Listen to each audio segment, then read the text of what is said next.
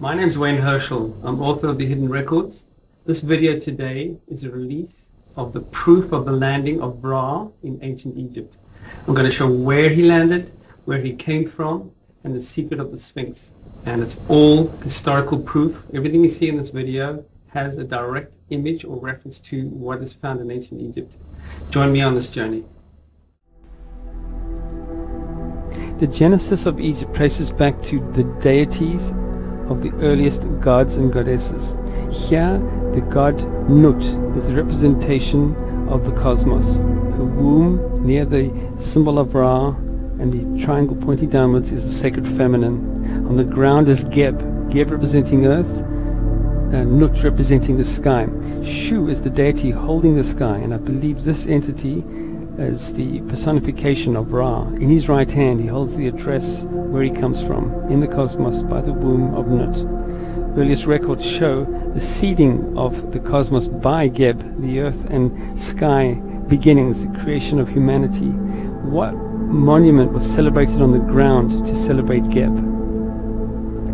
I showed in my book all the 50 pyramids of Lower Egypt match the sky, match constellations in a ring at 360 degrees around the earth. And that's the monument at the epicenter of the pyramids, and that is the sun-like star. I also found that proving the Baval theory of Giza matching Orion's belt and the Sphinx representing Leo, the very simple test was to measure it in the sky and compare the alignment between the two and the angle between Leo and Orion's belt. And on the ground, the Sphinx and the three pyramids of Giza have that exact angle match. This, to me, proves the message of the Sphinx. The Sphinx is saying, interpret all the pyramids as stars. The grouping of Orion from the earliest days, it had 4 other ruins around it, and if you draw a crisscross line between the 4 lost ruins, you will see that it matches right in the middle. And the stars do the same thing, except this picture's been altered. Orion is 3 times larger here for one reason and one reason only. It shows the way as an alignment. Those 3 stars are the cosmic signpost to find the star of Ra. The other grouping of pyramids, to prove my pyramid star map theory, the Saqqara pyramids are the best. This massive grouping, when you simplify the drawing and compare it to Andromeda, even the largest stars and the smallest stars match the smallest pyramids and largest pyramids. The sizes all match. And the ultimate monument is this one here, the obelisk, the center of the pyramid field, the obelisk of Ra in Abusir, next to 7 pyramids. 7 pyramids on the ground matching the 7 stars of the Pleiades. I'll compare this a bit more detail just now and show how this symbol of the leg of the bull is the Pleiades. And the most important star is a ring around it. That's how astronomers show the place of the most important star. You draw a ring around it, and that is the Ra symbol, and that correlates with the monument. The circumpunct is the symbol that represents a sun. My argument is, it is not our sun that is being worshipped. It is the sun of Ra, a sun-like star, nothing to do with our sun at all. When it is in its normal position, where there is just a disk, I believe that is when it is the sun. And there are many depictions of it where it is shown as our sun without the ring around the outside.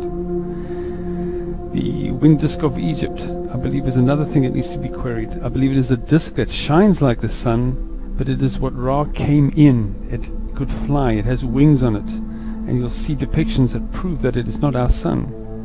The Sumerians had exactly the same belief. They worshipped this disk that flies, that shines like the sun. Here you can see the Sumerian occupant inside the disk flying. They also show him in a boat depiction as well, just like the Egyptians. A boat from the stars, the celestial ship. Ra again present inside the ship. On the temples, the disk has 2 serpents, you can see clearly here, and a wing to teach flight. This is what Ra came in. The Washington Monument has the exact same Egyptian symbology, and I believe that this whole obelisk of Washington Monument represents the star of Ra on the ground. The Sphinx has a flat back. Not many people realize that it is like this design, and I think it's to prove something went on the back of the Sphinx. Was it a ceremony, or was it the real landing of Ra in his celestial ship? I believe there would need to be a door. If you look at the back of the head of the Sphinx, there's an amazing anomaly. I believe that is the remains of a once a doorway that has been filled in thousands of years ago. Beneath the Sphinx, the underneath, has remnants of what looks like excavation. I believe the Hall of Records have been removed a long time ago from the Sphinx. Right near the dream stele.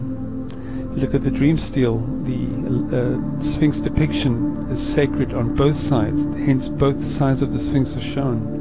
On the right hand Sphinx you'll see the leg of the bull is part of the text, and right at the top of the dream stele is the disc that flies with bird's wings. The Leo depiction of the sun going beneath Leo, I believe, is the reason the Sphinx was chosen to have the records of our sun, our solar system, kept beneath this Sphinx. Here you see the same arrival of Ra and his ship that comes from the stars on the back of the Sphinx, and the sun being the records beneath the Sphinx. Here is one where the lion head is shown on the Sphinx, both sides again, left and right, and it shows Ra and the occupants going into the Sphinx, and their arms holding the secrets of the sun. This is probably the arms of the god Geb, the earth god, holding the secrets of our solar system. Same sort of thing, Ra landing on the back of the Sphinx. Ra in a more mechanical looking celestial ship, and in this case on the back of the Sphinx. Same depiction, more mechanical looking, more machine-like, if you can call it, but he's inside this ship. The kings of the ages past celebrated them as godlike in these ceremonial barks, processions. But look at the ceremonial fan. If you look closely at the fan, I believe this celebrates the landing of the ship that shines like the sun. The feathers that show the radiating light going outwards were on top of what is supposed to be Ra's celestial ship. That's the shape without the feathers. Very unusual shape, you might say. The occupant of Ra being inside the celestial ship dome.